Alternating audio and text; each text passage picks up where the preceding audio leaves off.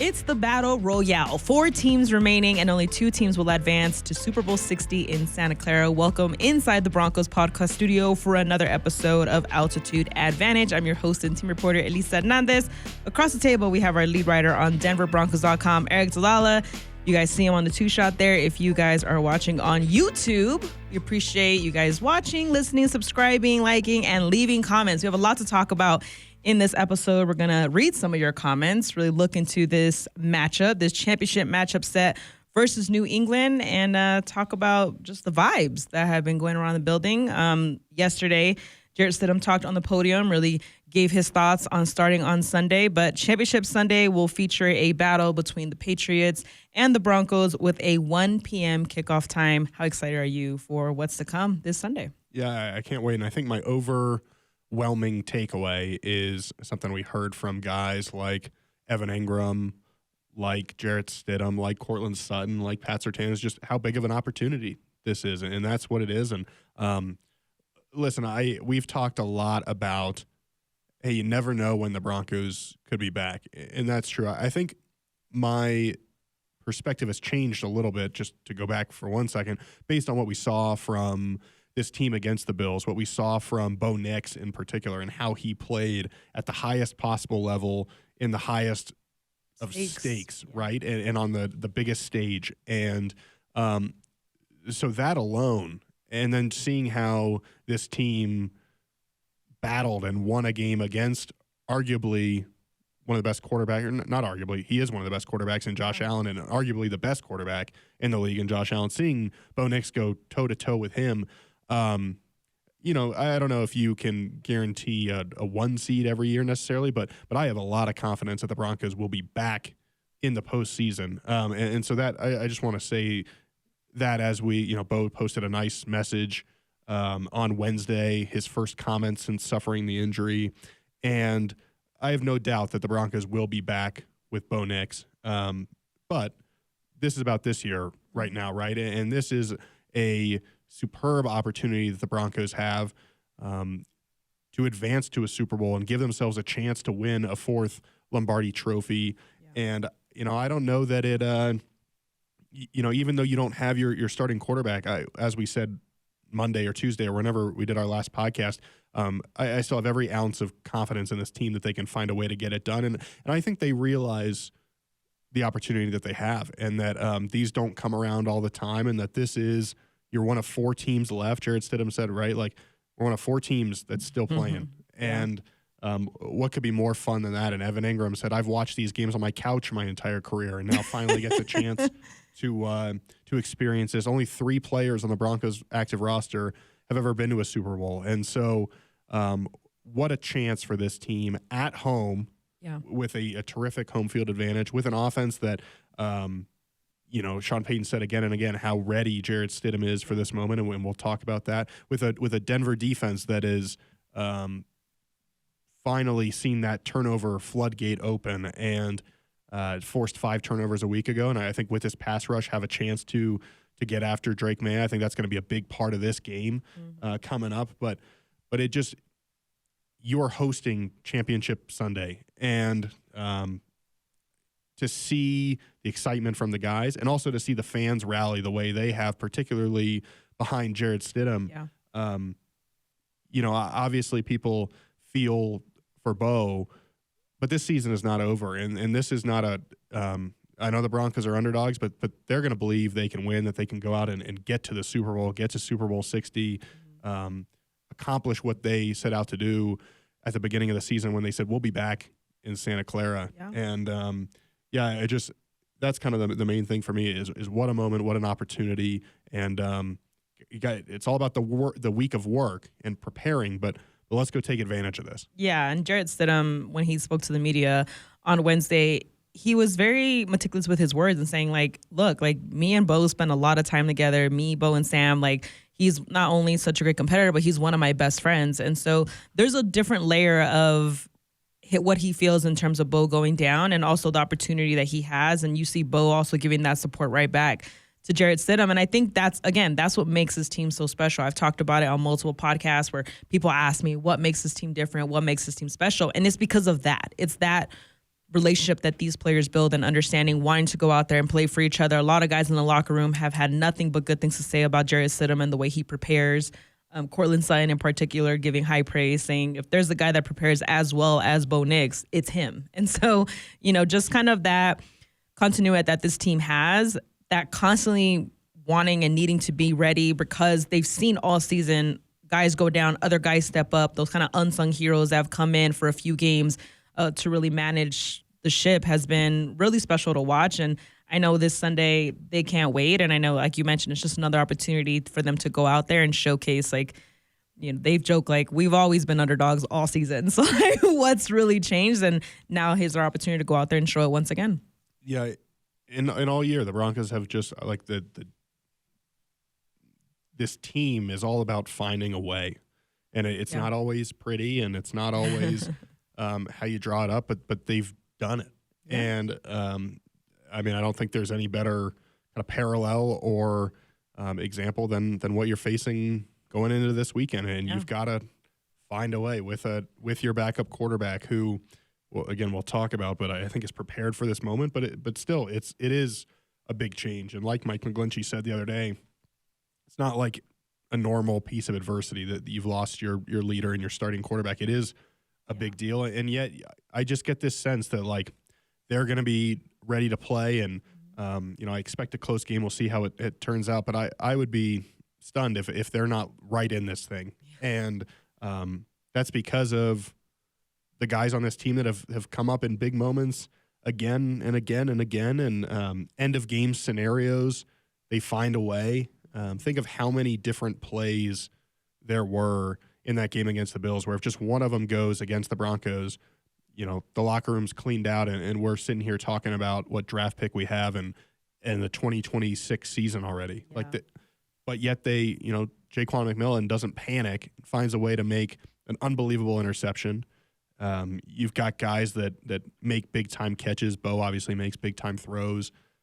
You force the turnover. They've just found a way, and I think there are, as we go on, we'll talk about it. I think there's some matchup things here that could help the Broncos, but also there's just this feeling with this team, and I'm sure the Patriots have the same feeling, right? Seeing their team going from 4-13 or whatever it was to 14-3, they probably feel the exact same way. Yeah. That's what all teams feel this time of year, but just the belief in the way that they've won it is eerily similar to the 2015 season and the way they won those games. And in the postseason, we talked about it going in, the defense took over. And Peyton Manning, he kind of, and I think a lot of people watching that postseason would say, he managed that postseason, yep. Right? It wasn't 2012, 2013, 2004 Peyton Manning. And the defense had to make a lot of plays for the Broncos to go on that run. And then Manning made the plays when he needed to. And, in no way am I comparing Jarrett Stidham to Peyton Manning, but there could be maybe a similar blueprint. Yeah.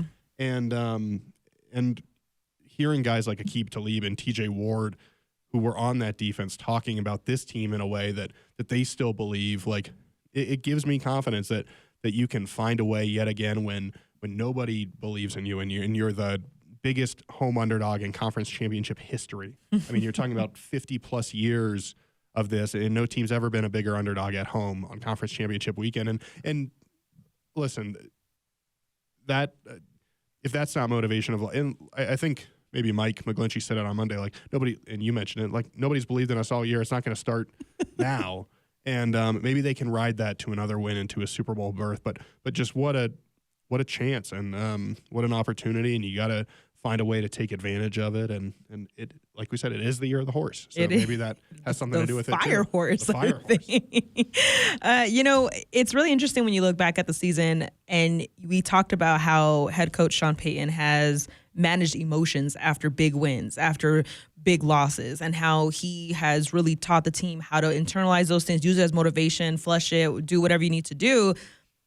All those things that you learned during the season really kind of factor in now because you're dealing with the emotions of losing your starting quarterback, and how do you handle the emotions of coming off a big game and winning in overtime? How do you not let that get too big for the moment? And knowing that they kind of dealt with similar situations, whether it was losing key guys or when Pat went out for a few weeks and things like that, how they were able to manage those things and translate into going on a run. And you're hoping that the Broncos can continue to do it as we head to Super Bowl 60. And I know that Broncos country is also excited for this game. And I know that we have some comments to read. So let's check in on the pulse of Broncos country. Yeah, absolutely. These are from our podcast on Monday after Tuesday. Who knows what day anything is these days. After we talked about the Bo Nix news, the Jarrett Stidham news, all of that. And not as many questions this week, but I think we'll talk about Jarrett Stidham on the field, but the fan base has rallied behind him, and I think that we see that here in the comment section. Coltman733, we believe in Jarrett Stidham. Go Broncos. Bulwark Tier, thoughts for Bo? I know he will recover and come back better than before. Our Broncos are a team-first team. I'm continually impressed by the demeanor and the way every member conducts themselves. A true team of professionals and a team of Super Bowl winners. This one's for Bo. Stratostatic calling a shot. Jarrett Stidham, Super Bowl 60 MVP. Let's go. That'd be amazing. Chris Braden, let's go, boys. They've doubted you all year long. Shock the world one more time. Sky Highs Max. Denver's 6-1 at home in AFC Championship games. It's a stadium where opposing playoff champions go to die. Okay. Yeah, we'll talk about the home field. That's a big part of it. Intense comment. That is an intense comment. Mythic Games says, I told you we're the team of destiny. Bo got us this far. Now the team will win it for him. Let's see. Who else? Anybody else? Who else we got? Bo Nix. Let's do this, boys, for Bo. Not the actual Bo Nix, presumably, but but a fan. We've got some letters and numbers at the end. Bo proved he's a top 10 QB. That's from Alex Barrios. Stiddy can lead us to the promised land. Stiddy. And then Broncos 10. Let's go Broncos. We're very resilient and battle-tested. This team has put in so much work this season to get to this moment. Let's capitalize on scoring opportunities, keep making big plays on defense, and fight to win the AFC Championship. We play for Bo. Let's go. Love it. And, kind of mentioned there in the comments the home field advantage, the defense, want to get to those things. But I think Jarrett Stidham's where you have to start with this game. Yeah, no, I completely agree with you. And, the way that Jarrett talked about this moment to the media on Wednesday, he said, every week the last 3 years with this team, I prepared the same way. I prepared as if I am the starter. Obviously, it hasn't been that way, but nothing's really changed for me going into this week because I'm always preparing for the chance to win because you've seen it across the league. You never know what happens. We've seen other quarterbacks from other teams go down early on in the season and backup quarterbacks having to come up. And so you always have to stay ready. And I think that's one of the beautiful things about this team and the culture that's being built, that not even being built, that's built here, is the fact that they go at full speed. Everyone has a chance. Everyone is always moving like at the top speed that they possibly can. And a lot of guys in the locker room were asked about head coach Sean Payton and the way that he's like the ultimate motivator, right? And how does that work? And how do they feed off of that, especially in a game like this? And they just buy into what he's saying. And I think when you look at Jarrett Stidham, he's had this for 3 years. He's been part of this for 3 years. He knows this team. As I mentioned, Cortland said, he knows the playbook, and we have all the confidence in the world that he's going to go out there and do the things that need to be done in order for us to have success. Yeah, I think there's a bunch of things that give me confidence in Jarrett Stidham, and one of them is that Sean Payton and this team are so confident in Jarrett Stidham and that they believe in him and they've seen him up close for 3 years. And Sean Payton, one of the things he said was that this team, or a lot of the things that Jarrett Stidham does, the media hasn't seen, right? Because it's been behind the scenes. And the mistake that I think people can make is looking at the clips from 2022 or 2023 and assuming that's the exact Jarrett Stidham you're going to get. And make no mistake, there are some really exciting plays that he made. You look back at that game he played against the 49ers with the Raiders. He was ripping some throws. And that sounds like the same approach that they will take this week against the Patriots. But that doesn't mean that's the fully developed product that you're going to see on the field. And I think players get better. And Jarrett Stidham talked Wednesday about how working with Davis Webb, working with Sean Payton, being in this system for 3 years, that he feels like he's a better quarterback now than he was 2 or 3 years ago. And that makes sense that players improve. And it's a big reason why he came back. It's a big reason why the Broncos signed him the first day of free agency when Sean Payton first got here. It's a big reason why they re-signed him this past offseason, I believe, right? Yeah. Like, it was one of the reasons why he was a key priority. And that was clear to me watching this past preseason. And I know it's just preseason, and it's not the AFC Championship game, and it's not against the same caliber of players. But the clear difference between Jarrett Stidham in that action versus even the 2024 preseason, I thought was significant. And he made some big-time throws. He's got the arm strength. He's not going to be afraid to put in, to kind of deliver in those big moments, make big-time throws. He's got the mobility. All those things matter from a physical skill standpoint. And then there's the intelligence of knowing what you're supposed to be doing and knowing what the checks are and how to attack different defenses. There's the calmness in the huddle when you're in a big moment that Sean Payton made it clear he's not comparing him necessarily to other players, but he talks about a Mark Brunell, for example, type of guy who obviously did a lot in this league. And for Jarrett Stidham to share kind of those same calm traits and ability to reset the guys, that's a big deal. And so does anybody really know what we're going to see Sunday? No, I don't think so. But I'll echo what I have heard from a lot of other national people in this market. Dave Logan, for example, voice of the Broncos on his show. I would be more surprised if Jarrett Stidham doesn't play well compared to coming out and operating this offense efficiently, making some big-time throws, making some plays when needed with his legs. I think one of the keys will be to avoid sacks. Obviously, that's one of the things Bo does very well than anybody, yeah. really. I think I saw a stat that maybe since they start among players with enough qualifying stats, he's one of the best all time in terms of avoiding sacks. And obviously we know that those can hurt drives and can end drives. And so can Jarrett Stidham avoid those types of plays against a really good Patriots defense that's had a lot of success? He does have an offensive line in front of him that has 2 first-team All-Pros on it, has played at a really high level, probably better than either of the offensive lines that the Patriots have faced in the playoffs this season.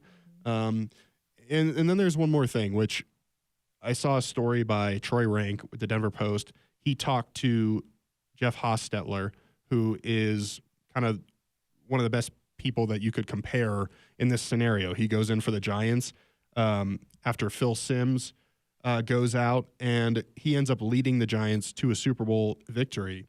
And he said Bill Parcells, who we know is obviously Sean Payton's mentor, Parcells gets up in front of the Giants, and he told this to the Denver Post, if we lose the game, it's not going to be because of Jeff Hostetler. And then he says basically the concern is about everybody else stepping up, and not just stepping up, but doing your job.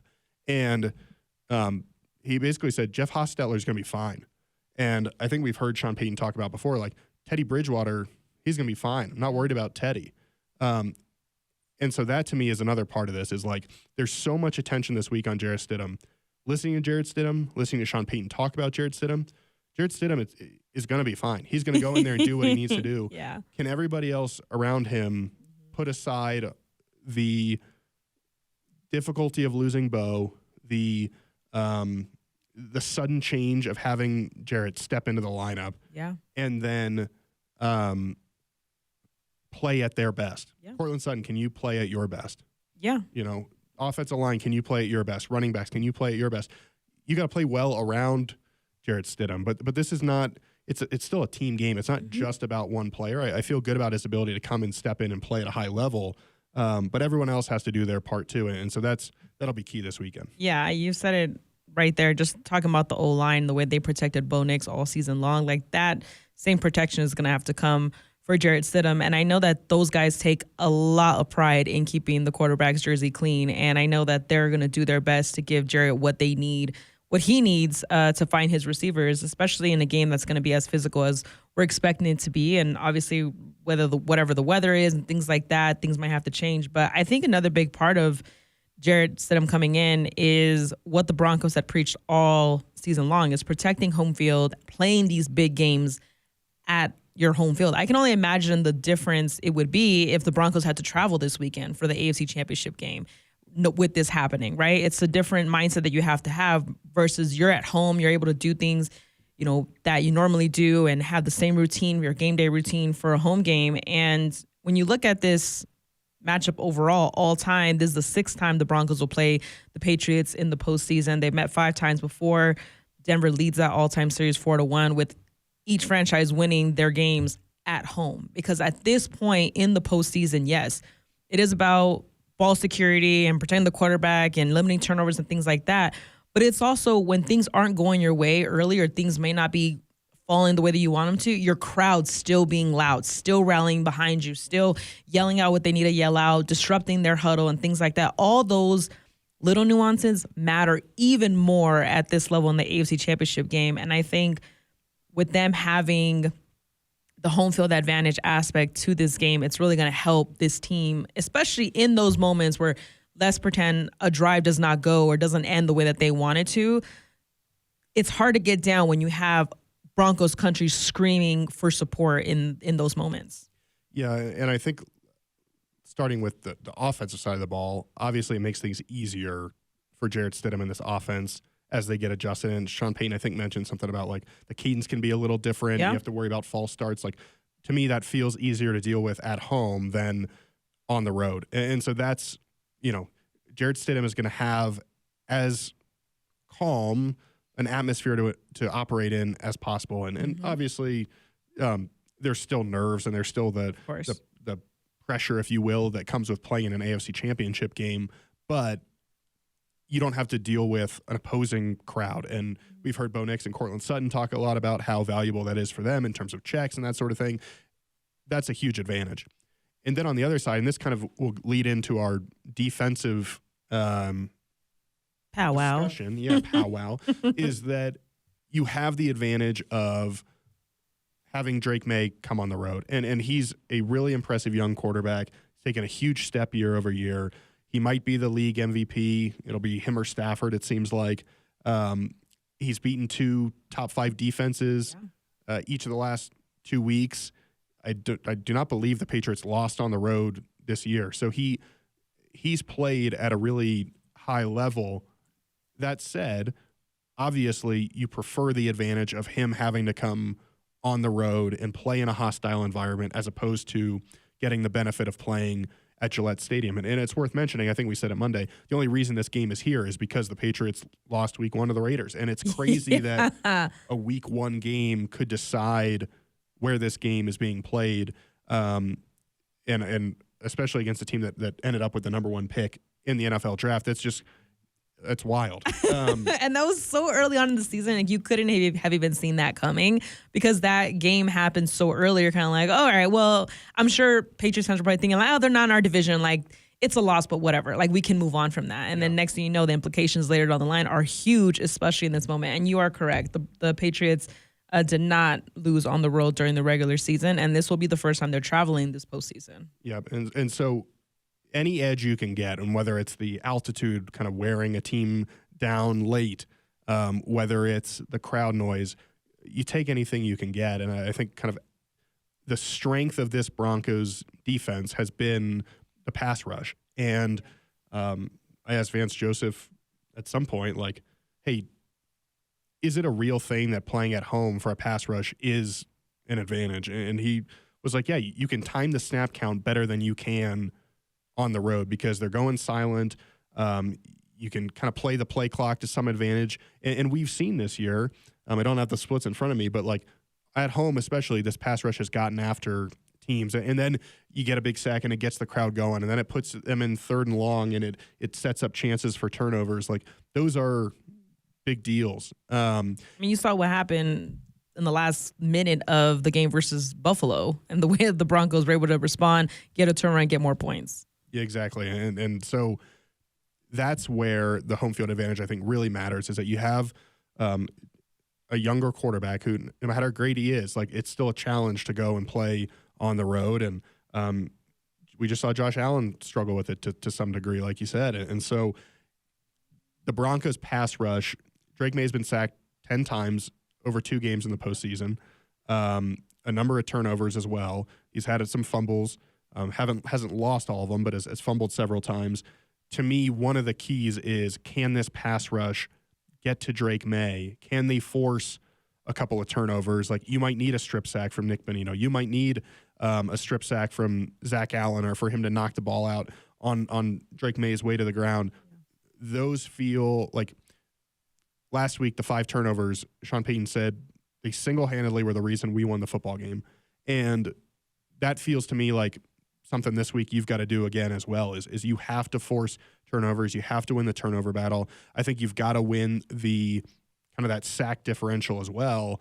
And with this pass rush operating off that home field advantage, that extra edge it gives you, even if it's a split second to just kind of get upfield, get an early beat on the tackle, that will matter. And if the Broncos can win up front at the line of scrimmage, they've got to stop the run better than they did a week ago. Obviously, they gave up a lot of yards to James Cook. I think. Yeah, to James Cook, to Josh Allen. If they can stop Ramondre Stevenson, Travion Henderson, and then put them in these 3rd and long scenarios, that's when your pass rush can really get after them. But this, to me, feels like it could be a defensive battle. And so a key sack, one area where the Patriots, for as good as they've been, have not been as good as in the red zone and on 3rd down. And so if the Broncos, who I believe have the number 1 red zone defense in the NFL and the 2nd 3rd down defense, can they get an edge there? Like, these are the small things that will decide who wins this football game. But if Drake May said it this week, he's not afraid to take shots down the field. Yeah. Obviously, got some talented receivers there, talented tight ends. But if you can hold up in the red zone and hold them to 3, or it's a big 3rd down, can you hold them? That's going to matter. And then I think it could be the same as last week. Like, you could be in a spot where you're up 4, you're up 3 with 2 minutes to play. Can your defense this week find a way to get a big time stop? It's kind of strength on strength. Patriots offense versus Denver defense. But that's where a lot of this game is going to be decided, I think. Yeah, you talked about a lot there, especially limiting those big plays and forcing 3rd and long. Against Houston, the Patriots were 3 of 14 on 3rd down. They had 8 punts. He was sacked 5 times in that game. As you mentioned, those turnovers, New England ended up having 2 fumbles and 1 interception. I mean, those are the moments that now you need the offense to respond and capitalize when that happens. When you stall them out on 3rd and long and they have to punt it. When you get a key interception, use that field position. I mean, we've seen a bunch of games this season where the Broncos have played primarily on the other side of the field and taken advantage of field position, whether it's through special teams or turnovers. All that's going to be a massive emphasis with this game, especially given the fact that Houston is one of the top defenses in the NFL, and you saw what Drake May was able to do against him, but you also saw where Drake May struggled against them. And how do you use that to your advantage? And I believe it was Nick Bonito after the game on Saturday when he was asked about his strip sacks, and he said, like, well, I watched a lot of film, and I saw, like, when he kind of leaves the pocket, he tends to put the ball in one hand for, like, a split second. Like, so I use that attention to detail to then knock the ball out. That's exactly the attention to detail that the Broncos are going to need to have to attack Drake May, to limit their playmakers, limit those big plays. And I can't wait to see Talanoa Hufanga in this game.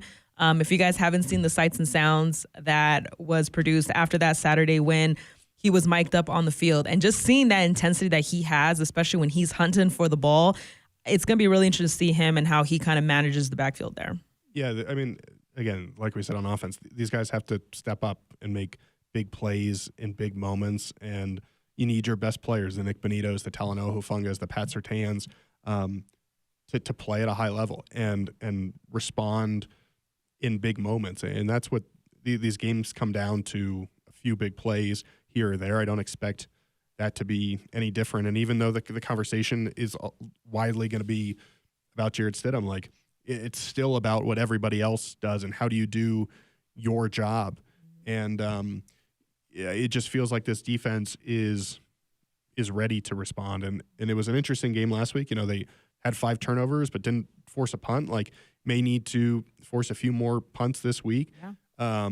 And it could be a defensive battle. But I think you mentioned the Texans game. I look at that and think, if the Texans had played cleaner football, and granted, some of this is forced by New England's defense, which is playing at a really high level. But if they played cleaner football and they'd avoid the turnovers, now you're talking about a game that is much closer and maybe one that Houston even wins. And so their defense probably did enough to keep them in that football game, right? And so if Denver's defense plays close to that level and it has the advantage of playing at home versus on the road like Houston, and then Jarrett Stidham and this offense can do their part, then you're looking that's kind of the recipe for success there. And I know, again, the Broncos are underdogs, but I fully expect them to come out and be in this football game, use the energy, use the doubt nationally, use the motivation of playing for Bo Nix. All those things matter, and you give yourself a chance to put yourself in this elite group and earn a Super Bowl berth and put yourself one win away from a Lombardi trophy, and you become a team that gets remembered forever around here, right? And so you have this opportunity. Now you got to go find a way to take it. Setting the tone, I think, is really important. And when I spoke to Talanoa Hufanga last week ahead of the Buffalo game, I said, coming off that week bye, how do you not start slow? And he's like, well, you prepare. And when you prepare, you're able to start fast. And I think that same tone needs to be set in this game where they're able to, whether it's a 3-and-out, score first, get some points on the board first, whatever you need to do to start fast against this Patriots team. Because I think everyone's kind of talking about, as you mentioned, the playmakers and things like that. But in these moments, you definitely lean on your captains and the guys that have had playoff experience, like Talanoa Hufanga. But you also lean on your biggest stars. And I mean, let's not forget, the Broncos have the reigning defensive player of the year in Pat Surtain. They have a finalist for defensive player of the year in Nick Bonito. Those two guys, I feel like, are going to be very integral part in how this defense is able to function and create disruption for the Patriots. Pat Surtain last week in the division round allowed just 3 receptions and 31 receiving yards as the primary defender in coverage. And per Next Gen Stats, Surtain has only allowed 1 receiving touchdown on 572 coverage snaps in 2025. That's including the playoffs. And so everyone knows what Pat Surtain can do, but I think when you look at just the caliber of the players on this team, I think it adds to what they're capable of on Sunday. Yeah, and they know what's at stake. We know what's at stake, and I can't wait to watch it. Well, I know Broncos country, you can't wait to be there. And as we've told you all season long, I want to make sure you guys are allowed to disrupt their huddle. Kickoff for Championship Sunday is at 1 p.m. at Empower Field at Mile High, where the Broncos will take on the New England Patriots for a chance to punch their ticket to Super Bowl 60 in Santa Clara. We appreciate you guys listening to another episode of Altitude Advantage. I'm your host and team reporter, Elisa Hernandez. Across the table, we have our lead writer on DenverBroncos.com, Aric DiLalla, for everything leading up to Championship Sunday. That's where you need to head, DenverBroncos.com.